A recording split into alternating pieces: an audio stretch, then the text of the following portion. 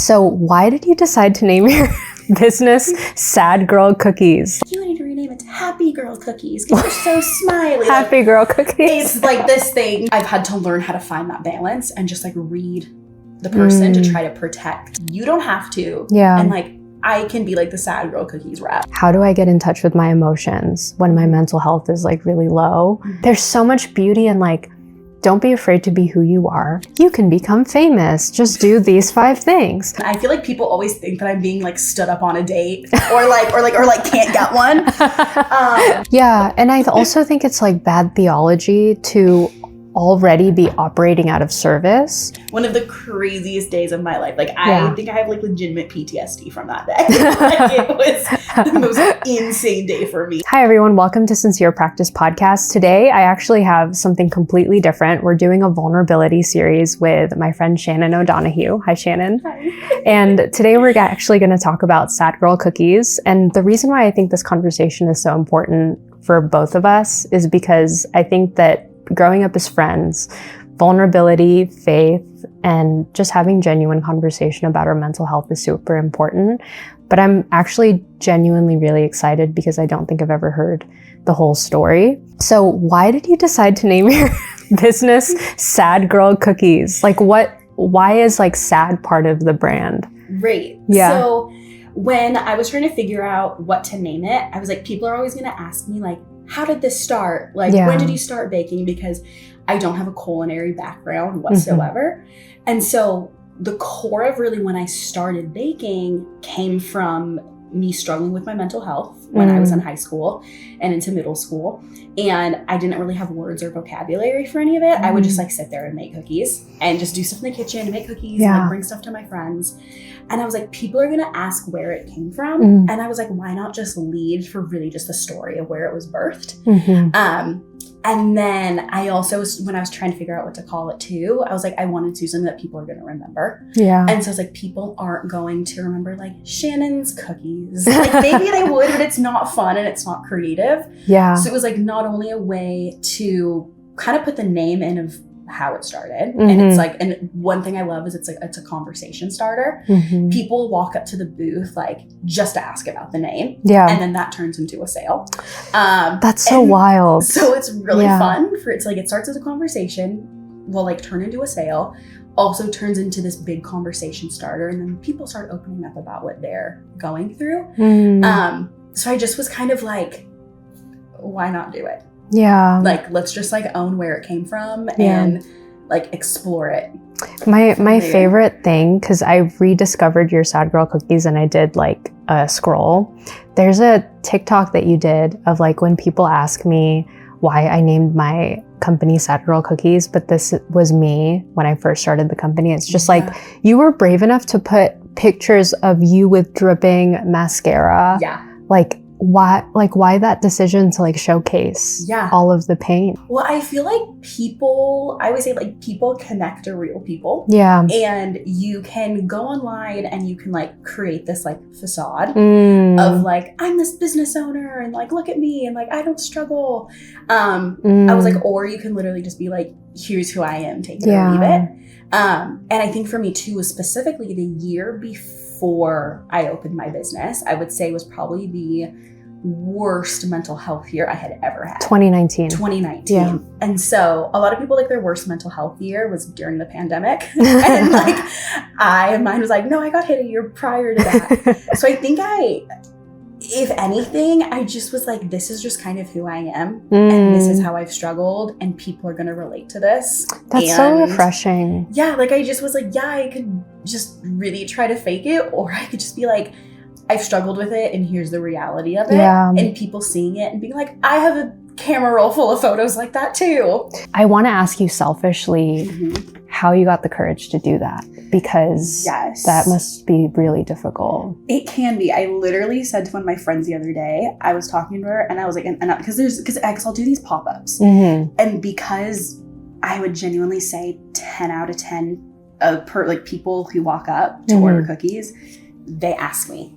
Like it is nonstop all day through every event. Why Sad Girl Cookies? Why Sad Girl Cookies? Yeah. And you're spending your events like having these like poured out vulnerable moments. And I was telling her, like, I have moments where I would love to rebrand because I'm just like tired. I'm like tired of talking about it. And I'm just like, I'm so exhausted from all day just talking about my mental health. Like, I'm so tired.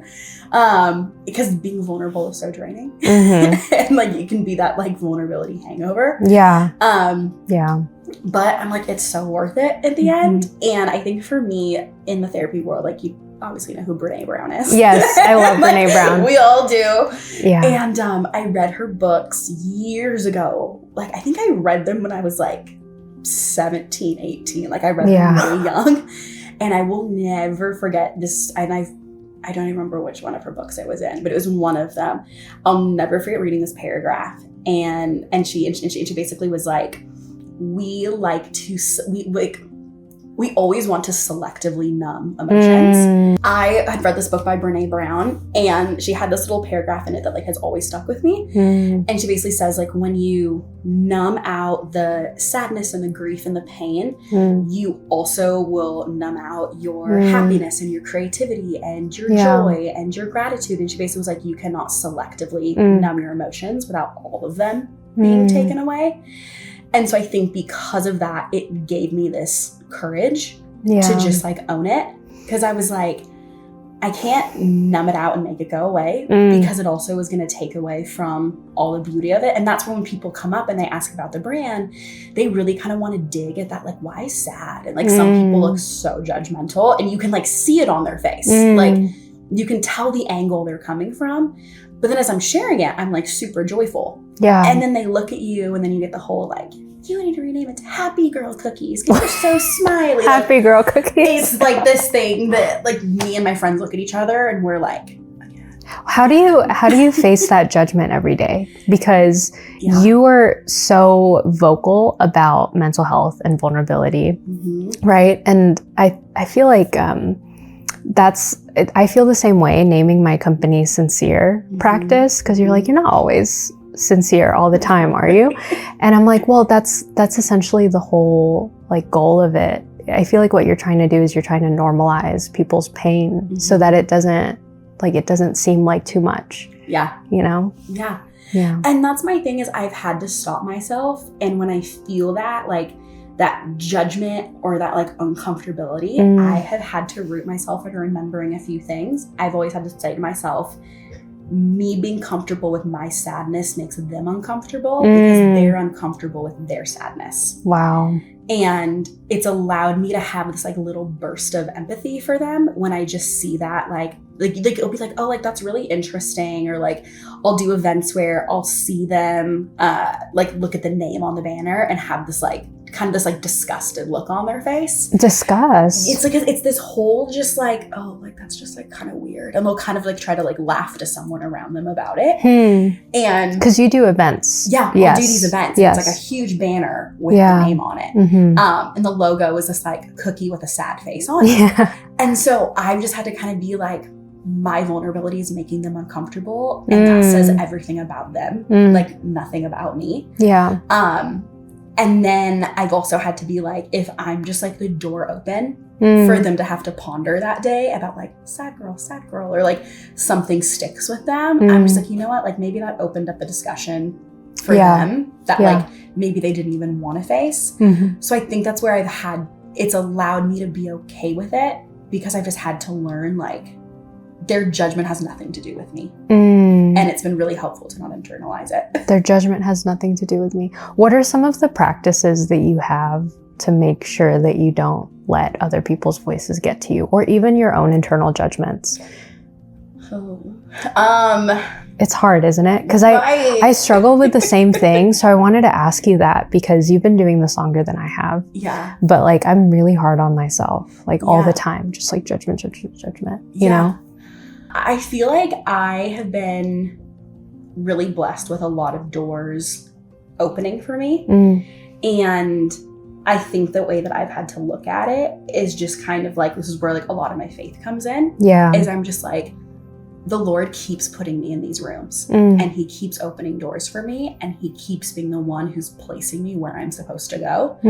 And I'll notice, because I do a lot of stuff within entertainment within my cookies, and I'll see the way that these conversations flourish in these industries where it can be very depressing and very like depressing and very suffocating. And I'm just like, I see the way that growth happens there. And it's just allowed me to kind of be like, as long as the doors are opening, I'm going to keep doing it, even if it's uncomfortable. And even when I have the days, and I also put the boundary around myself some days, depending on how I'm feeling during events. One, I'll gauge it by kind of like who's asking me the question, what their temperament is. And I'm like, if they're coming to me from such a sweet, genuine place, like I'll share more of my story. And if I'm sensing the vibe is really off, I'll give them a 10-second version of the story. So I've had to learn how to find that balance and just like read the person to try to protect myself too. And be like, okay, like, am I going to, in a way, kind of overshare with someone who I know isn't even going to respect what I have to say? And that's been helpful, just like really reading. You don't have to explain yourself. So not explaining yourself, faith, and then kind of gauging who the person is. Yeah. It's been so helpful. Tell me about like the faith aspect. Maybe we can talk about rest and like high performance and how all of these like common models get in the way of just getting in touch with ourselves, you know? And like how God anchors you in those places. Yes. I was going to say, just like rephrase, probably like just like rephrase the question. In moments where you feel the temptation to believe that you are behind or that you can't rest or that you're not enough, how does God anchor his truth into your life as like a believer, as a Christian? So there is obviously such a pressure, especially when you have your own business, to be like, I can't take a day off. I can't take a moment off. Like, because everything these days is all about like staying relevant. And it's always, because I see the byproduct of like, if my business is attached to the level of which I'm posting, to the level of which I'm in front of people's faces. And so I think because I see that parallel myself, there is such a pressure to be like, you got to keep doing it. You got to keep doing it. And then that's where I noticed that I almost like begin resenting what I've built because now I sit there and I'm like, this really feels like work now. And not that like your work should just be easy and it should be no big deal.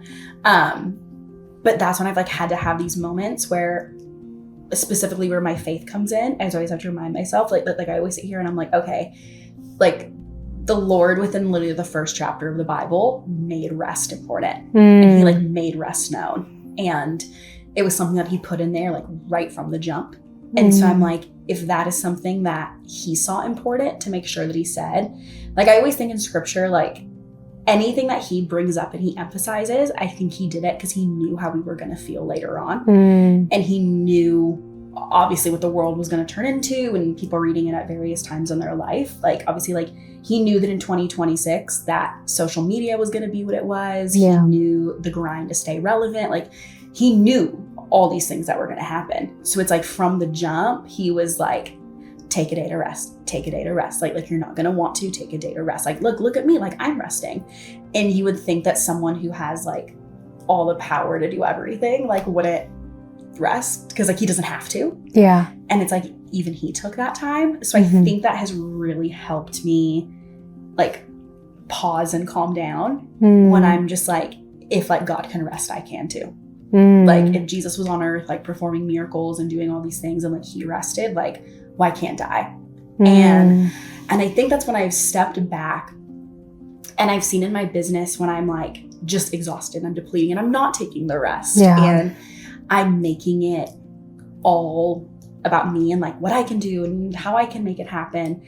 Every time that I step back and I take that time to rest and I'm just like, Lord, like if you want the business to come in, like you'll be the one who makes it come in. Like if you want this to happen, like you're going to be the one who does it. And I think when I have taken the time to stop and basically go, there's nothing that I can do in my power to make my business successful. It helps me and it makes me come back and like put that anchor back literally and like, Lord, like you're the one who makes this business happen, not me. So therefore, like I can take the time to rest and take the time off because like, and then I stop and like, and I'm always like, the Lord's always working. and like he's always the one orchestrating everything. Yeah. So like I can take some time to rest and just like let God be God. And it's always when I have those moments of rest where I get away from things that typically is when I randomly will go into my inbox and there's like some kind of something in there. That's so wild. That's like, oh, could you be like a part of this opportunity? Yeah. And like, and to me, it's always like the Lord always reminding me, like, he's always like, I'm working. Like, I'm always working. Like you don't have to. Yeah. And like, I can be like the sad girl cookies rep. And like, I can get your name out and I'll put you on someone's radar. Yeah. So I think for me, it's like just learning, like, I can rest because like he rested. And so if I don't rest and I don't think I need to rest, then like, I think that I like know better than God. Dude. And I'm like, why do I think I know better than him? There's two running themes happening in our conversation that I feel like are important to highlight. One is not numbing how you feel. And I feel like rest is like the perfect combination to that. Because I really love what you said about Brene Brown. But I feel like a lot of entrepreneurs numb their feelings and numb their emotions for the sake of work, right? And I'm really taking in what you're saying and I'm going, oh, you have to be really close to how you feel to have an intimate relationship with the Lord. Because if you don't, we can run ourselves to the ground and not even know that we're doing it because we've numbed everything, right? And for people listening to this, like, because I have a lot of female business owners, people who work full time that listen, they might be going, how do I get in touch with my emotions when my mental health is like really low? How have you done it? Like, what was your journey to just like embrace those feelings and emotions? Yes. So for me, people always think that I'm crazy because I love to do a lot of things by myself. Yeah. I love to travel by myself. I'll go to the movies by myself. You love New York City. I've gone to New York by myself like 4 times. What is it that you love about New York? This is gonna sound so cheesy because I think it's what everyone feels when they go there.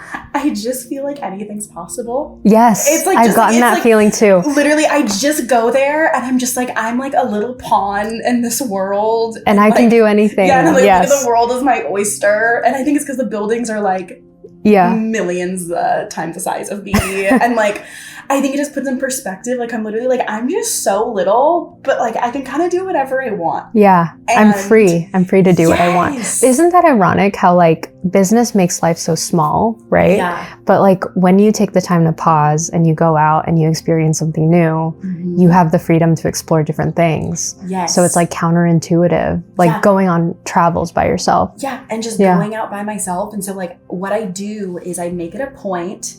And it always depends on what financial season I'm in, how big or small the act looks. Yeah. But I make like solo dates with me like a huge priority, like a really big priority, because I've had to learn like that I have to really like me, and to really like me means that I have to spend time with me. And that's hard for me. It's hard. Yeah, that's hard. And it's like I put myself in the uncomfortable situation. I feel like people always think that I'm being like stood up on a date or can't get one. Because like I'll just like literally go to like full blown sit down restaurants like by myself. Oh, you do? Yeah. That's like, so awesome. Me and Cheesecake Factory. Yo, yes. I'm there. Do you get the Oreo cheesecake, the peanut butter cheesecake? No, I'm weird. I hate cheesecake. You don't like No, I hate it. I hate cheesecake. But I love Linda's fudge cake. Okay. You know the full name. Linda's fudge cake. Linda's That's fudge good cake too. is where it's at. Yeah. I will have that. But it's like, I feel like people are just like, oh, that's so sad that like girl is eating dinner by herself. And I stop and like, it's the time for me to literally just sit with myself. Yeah. And then it'd be like, how are you feeling? Like all the questions you would ask a friend if you're sitting at dinner with them. Yeah. I just like take the time to ask myself those questions. And I think it has just allowed me to like really keep in check. And that's nice. But it takes time. Yeah. Like I would say the first like honestly like 2 or 3 years of doing it, I was like, this is so weird. Like, who told you to do that? Where'd you learn that? It was one of my pastors. Oh, like, really? One of my pastors, he was like, Shannon, like start like going out with you, like start doing stuff with you, and start learning like what you like and who you are. Because I'm a total like people pleaser, and I'm always kind of like, I'm like a really high like performer, which I think like every entrepreneur is. Yes. Like, we're just like a We all max are. performer. Yes. Both in our work ethic and I think in like how we carry ourselves. And so he kind of was like, you need to peel back the layers to literally just figure out who you are and figure out like if you even like who you are. And that's such a mind trip, because I'm going back into my files and asking myself, when was the last time I spent time with me? yeah. Like actually ask those questions and were intentional. Yeah. Yeah. It's really hard. And I'm not married, but I can only imagine, because I have these conversations with my friends who are married. And and they always talk about how like what I remember, like they'll kind of be like, if you don't figure out you before you're married, you just kind of start like morphing into your spouse. But you know what's wild? Like also that's my biggest fear, to like look like my husband. That's my biggest fear. I never want to look like him. It happens and as quickly as you think. Yes. But what's funny is like I did that a lot as a single person. But one of the practices I feel like I've lost touch with, which is why I'm taking everything in, what you're saying is so valuable, because as a married person, I rarely spend time with myself. Like I'm always with my husband and I'm always like doing something with friends or church community, and all of those things are so important. But when you don't know who you are and you get lost in external data, I was just watching a YouTube video about the loss of the public self. Have you heard of this? No. Essentially, it's like a book that came out in the 70s, and it talks about how people in the past were living out loud. But now there's like a rise of the private self, where like you become a whole different person at work than you are in your private life. And how like the importance of ritual and Sabbath and like doing things in participation and faith actually further self-awareness. Yeah. So I feel like what your story is so helpful to me, because I'm like, when was the last time that I spent time with me? So outside of asking yourself these questions, what else do you do? What else do I do? Because I feel like that's been like my biggest practice, has been like just taking the time to sit with me. Yeah. Do you have like a journal that you write things down on? I go through, sometimes I like turn into like a notes app girl and get away from like the pen and paper. Yeah. I need to try to get back to that more. Yeah. I think also when I'm really struggling with like keeping aware of like my emotions and how I'm feeling, or I'm feeling like consumed by it and I feel like I'm like in the hole of all of it, I also just like surround myself with people who like tell me who I am. And like having really trusted people. How do you know that you can trust somebody?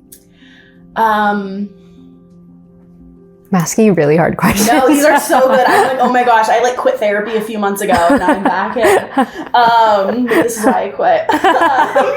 It's too much. I'm like, this is a lot. No, I think to learn how to trust people is that they see me at the worst and I don't see them look at me differently. And because it's really easy to have a hard conversation with someone and they act like super empathetic in the conversation, and then behind your back, or you feel the distance afterwards, or the like trying to avoid you or whatever.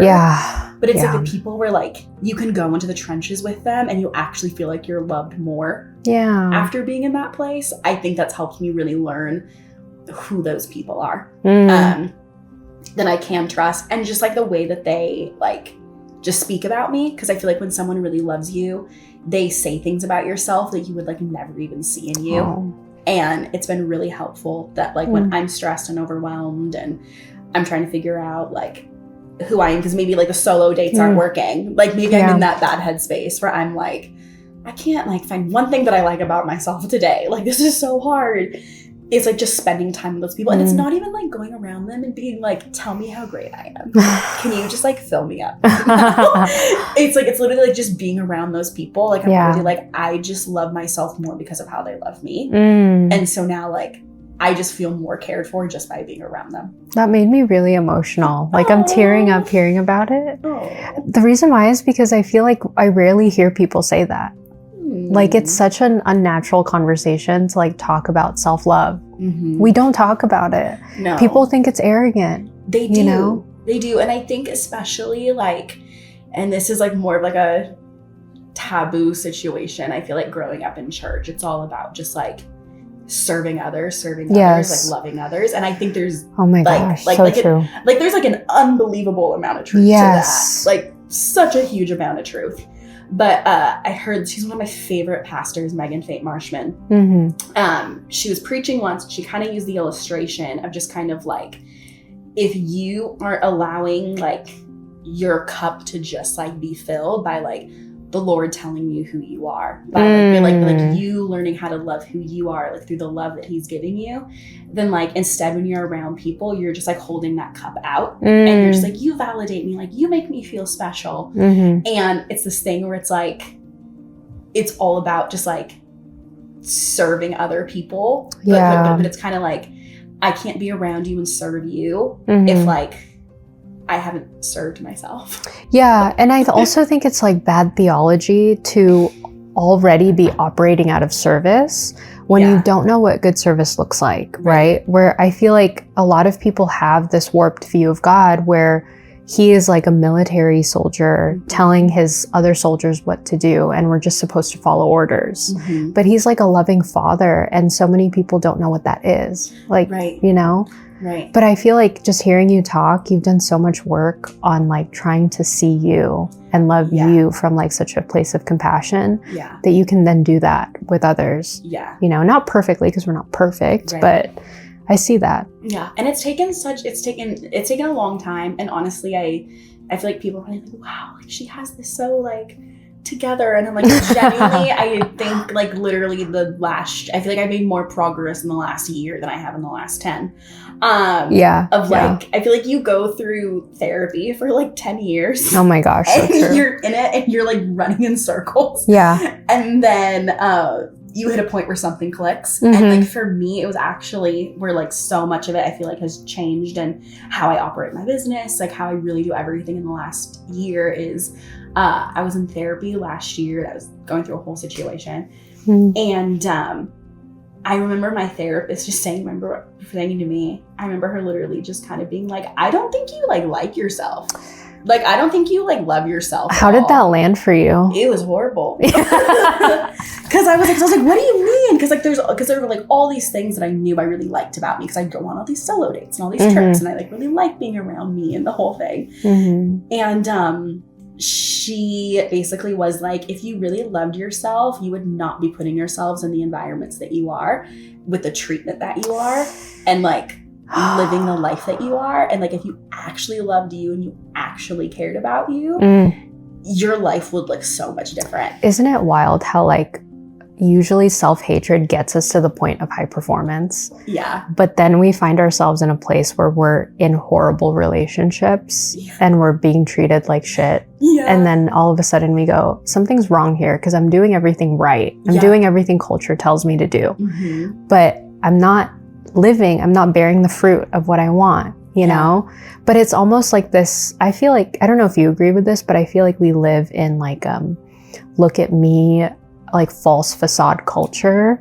Where so many, I don't know if you get the Instagram ads that I do, it's different for everybody, but it's almost like, you can become famous, just do these 5 things, or like become a viral like coach, or like, because I'm a therapist, I feel like they know through my business page how to make more money, how to get more fame, how to get more views.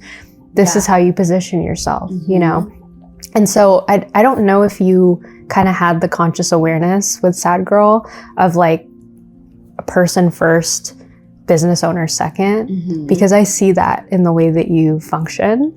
And what I think something that comes from is I have a whole background with like chronic illness and like a lot of health things. And part of it I've been forced into.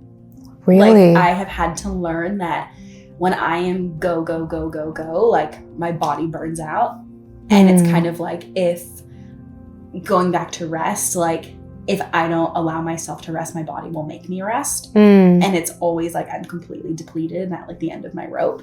And so I have, through like being at that same place of like really high performance and being like, if I take a day off, if I like don't really lean into like, you're just an entrepreneur, because that's the whole thing about like entrepreneurship. Like people brag about like, the little sleep they're getting and like all the meetings they had and how late they worked that night and like the whole thing. It's like, that's so true. It's like, and I'm guilty of it at times. Yeah. But it's like, I have had to stop and just kind of be like, when I'm operating out of that place, like I'm completely just like forgetting about me. And so I've had to stop and kind of be like, how am I prioritizing me above everything else? And like a really good example is I had this like huge pop-up market where like almost like 1,000 people came, and it was this unreal event. You did great, by the way, because you organized it, didn't you? Organized the whole thing. The Disney pop-up market? Yes, it was crazy. Dude. It was like one of the craziest days of my life. Like I think I have like legitimate PTSD from that day. Like, it was the most insane day for me. Your Instagram story was like, okay, I'm going to lay in bed now for 36 hours. No, genuinely, I like didn't move. I like rented like my favorite car for that event because I was like, I'm going to keep my car for like an extra like 2 days. Yeah. So I can like go out and do fun things. Yeah. Like I think the next time I drove it was when I had to return it. Like, I was like, I can't move. Oh yeah. But a really good example is at that event, I came with like 350 cookies. Wow. But I knew it wasn't going to be enough. Because when you have 1,000 people come in, as the event organizer, almost every person who comes wants your cookie. So I knew going into it, I am only going to be able to cater to like 35 to 40% of people who are going to come in. And I knew that, but what I've done now to protect myself and put like boundaries around being a person first before my business first is I give myself like really hard and fast cutoffs. So I basically, okay, I'm going to start baking at this time in the day. And because every dough or stuff, I kind of figure out where I'm at like 30 minutes before my cutoff. And I basically am like, no matter what, I'm only working until this time. And like after this time, like I have to go to bed and I have to rest because like my body is going to kill me afterwards. How do you deal with the emotional disappointment of not being able to cater to everybody? Because I'm sure that must have been really difficult, right? It is, especially when obviously having your own business is about making money. And when you realize you haven't catered to that full potential, you genuinely see the money you've left on the table. And you're like, if I would have made 1,000 cookies, I could have literally made triple the amount of money today. And so it's been really hard at times to be like, oh, I would have just like pushed through. I would have just done it. But I've had to just kind of be like, is that worth my body? Like, is that worth my health? Like, because I used to in the beginning, and sometimes like, for example, this last event was so insane that like, I genuinely went into it with like 2 hours of sleep and it had nothing to even do with like the baking side. Like there was just so much that had to be done. That it was like, I just knew that was going to be like an all-nighter situation. But I used to do these pop-ups and make hundreds and hundreds and hundreds of cookies and go into the event with an hour of sleep. And then I would go into it being like, oh my gosh, I made an amazing amount of money, but I was really mean to everyone who helped me.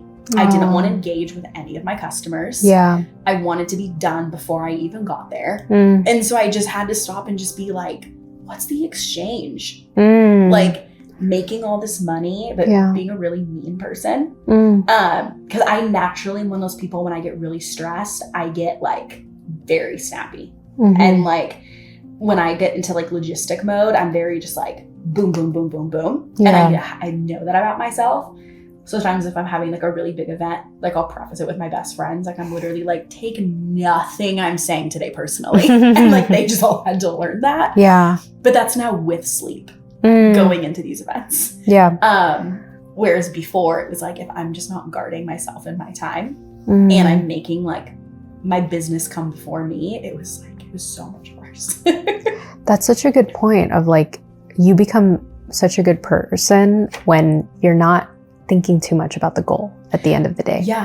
But I love what you said. What's the exchange? So if I do everything to 100% at the cost of my sleep, at the cost of my social relationship, at the cost of my relationship with my customer, at the cost of my peace, is it really worth the cost of the money? And that's the thing. And we live in a generation that's all about like, how much money are you making? Like, how much money is your business bringing in? And like, yes, that's really important. Like, you don't want to have a business and just like be poor all the time. But it is like, it's just like, cool, I made a lot of money, but like, people don't like me. And I have a bad reputation and people don't want to work with me. Dude. And people don't want to ask me back for things because I just was rude to them. And there's some people who can run on no sleep and they're just like all caffeine and all vibes. And like, you would never know, but I'm just not that person. No. Like, I'm a mean person when I'm tired.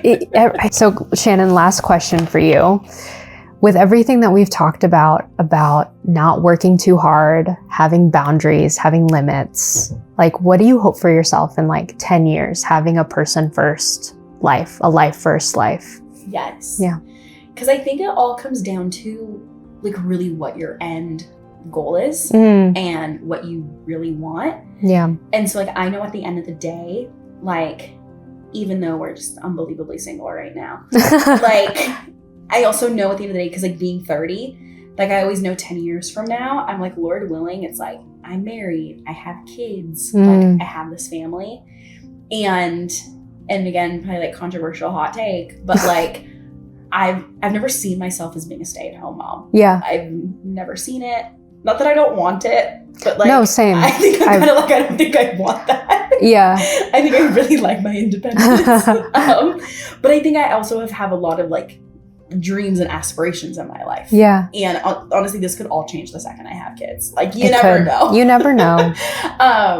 But I think because of that, I think knowing where my life is like, again, God willing headed, I know that I'm going to be forced into a season probably in the next 10 years of having to hold both and having to make those things simultaneously run together.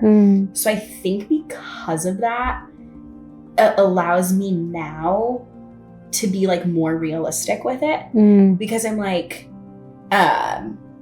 because I think I'm in the middle, literally in the middle of this process of like, what do I want my business to look like in the next 10 years? And what does that feasibly look like?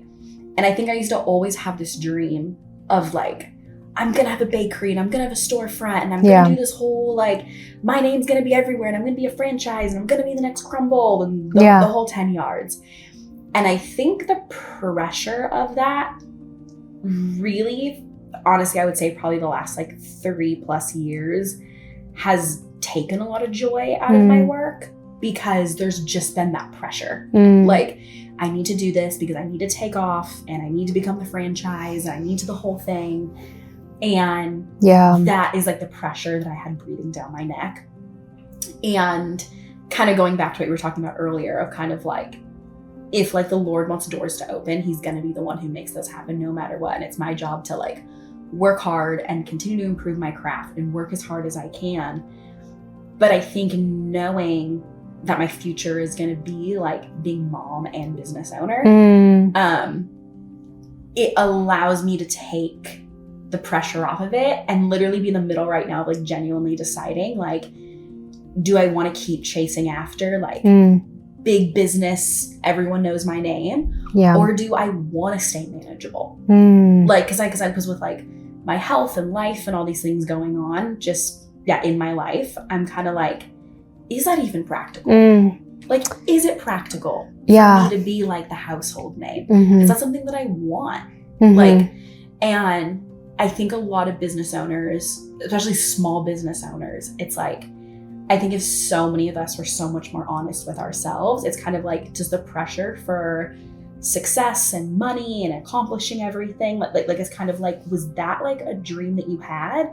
Or did you get into it and you're like, this is what I have to do. Everyone's grinding, everyone's taking off. Like, if I'm not doing this to 100%, someone's going to get ahead of me.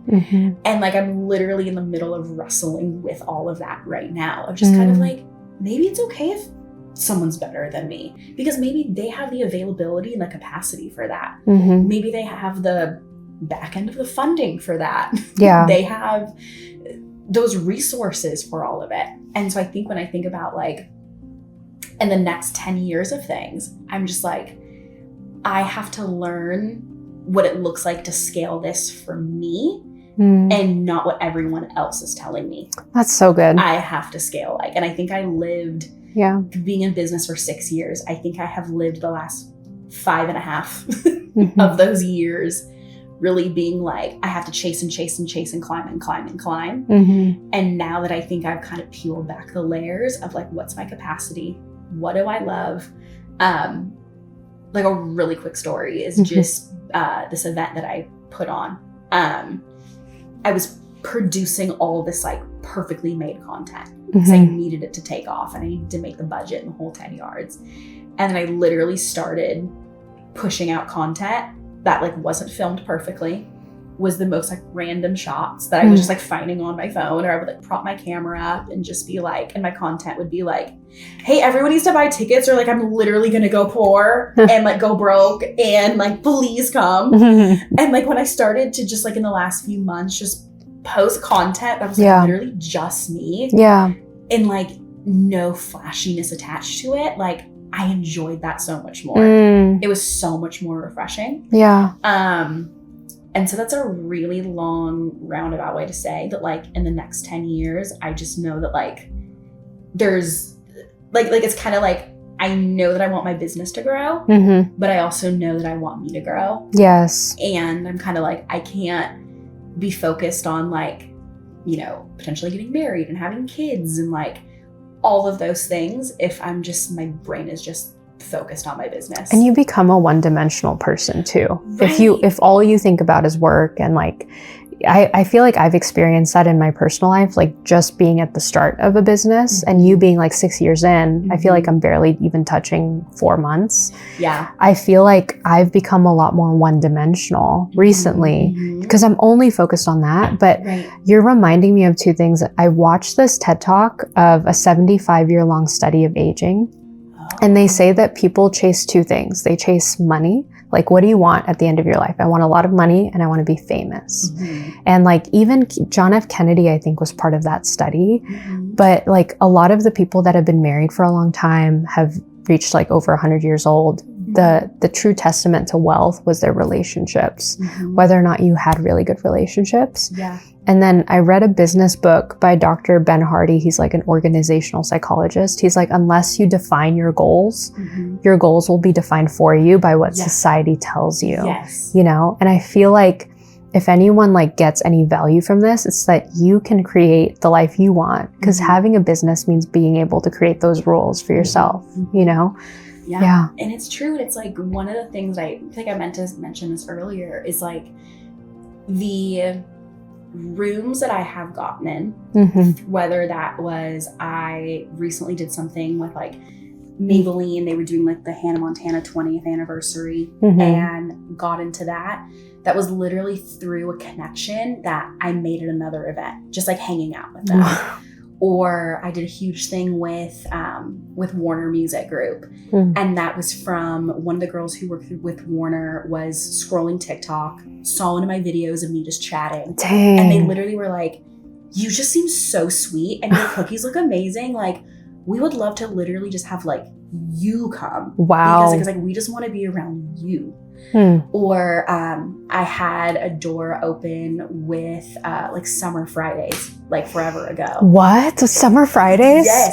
And it literally was the funniest thing. It came from a video. I had done a pop-up that I put like my heart into, and it like crashed and burned. That's amazing. And I went on TikTok that day and literally was like, I'm so defeated as a business owner today.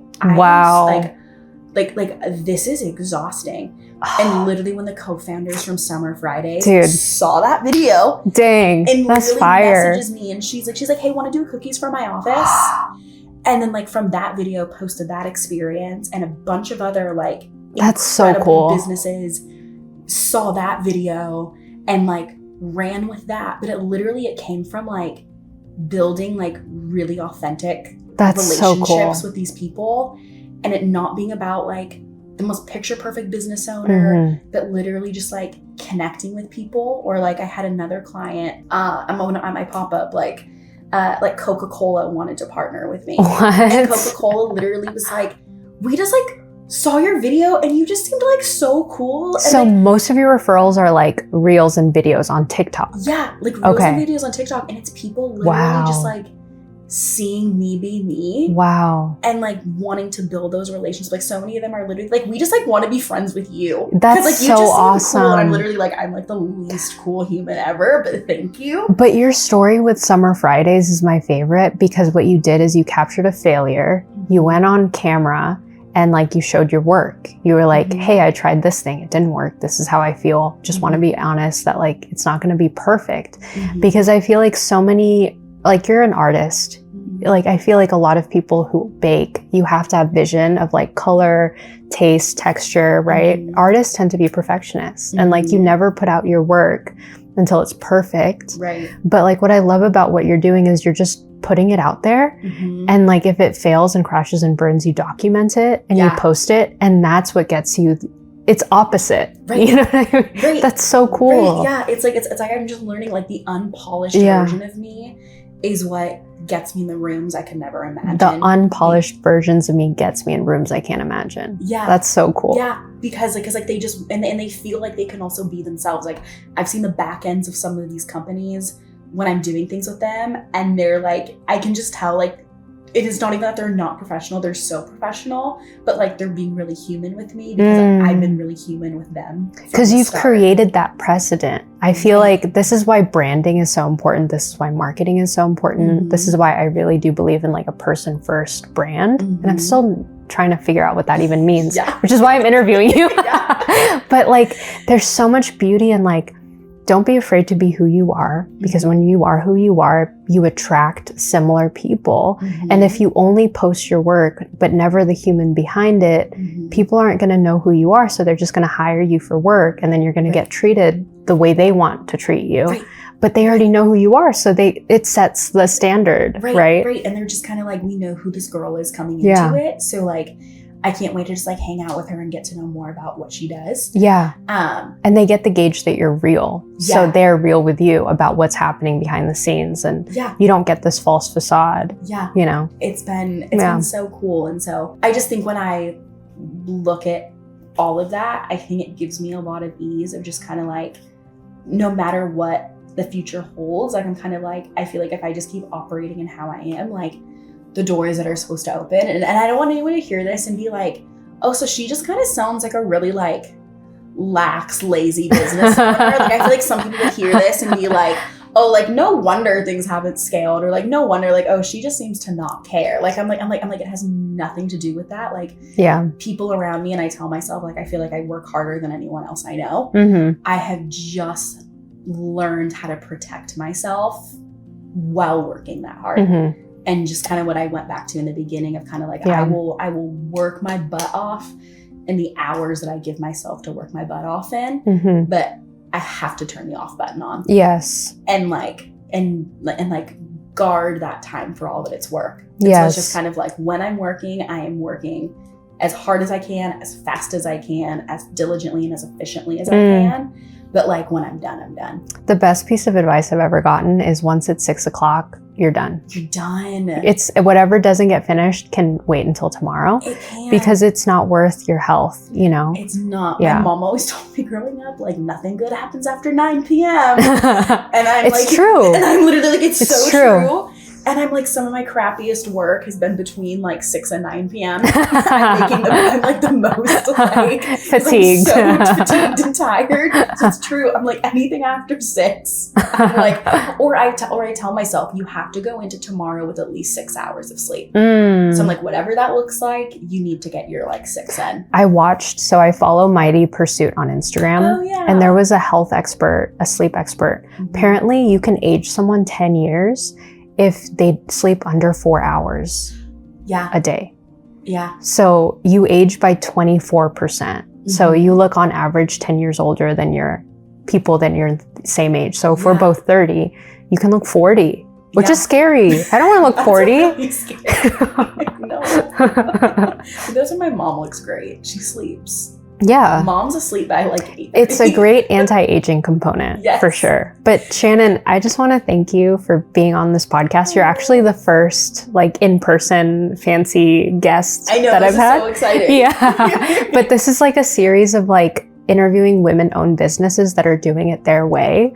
So like if you have any last piece of advice for anyone who just like wants to start their own business but feels scared or afraid of people's judgments, maybe speak to like the 2020 version of you that was first starting out. What advice would you give her? Oh, wow, that makes me so emotional. I think I would tell her like, it's okay that you have no clue what you're doing. That's good. And you don't need to figure it out right now because there's people around you who like want to help you. I would have so many people come to me and be like, oh, like I'm in marketing. Like if you need any advice, like let's just like chat. Or if you need to learn about this, like, oh, I'm willing to help you. Or one of my best friends went to culinary school and I just called her one day and kind of was like, she just gave me kind of a crash course in this. And so I feel like it's like the classic advice that like everyone gets, but I'm kind of like, you just have to start. Yeah. And like, it's okay. Again, it's okay if you have no clue what you're doing. I have no formal background in this. I have no background in baking, and I have no background in business management, like none. And here I am 6 years later, like doing it, and I figured it out. So I think when I look back at like a young business owner, like I'm like, just start and figure it out. I always say like, and when it comes to all the different sides of it, of like the business side and the tax side and everything, all those different pieces, like I'm always like, just ask for forgiveness. Yeah. Ask for forgiveness, not for permission. Like they always say. But like, I love what you said of just, if you know someone who can help you, just ask. Just ask. You know? And people are excited. Like, people come to me and they're like, oh, I have a question about this. I'm like, oh my gosh, let's talk. That's so awesome. Let's figure it out. Yeah. But Shannon, I love you. Love you. Thanks for being on the show. That's great. Yeah.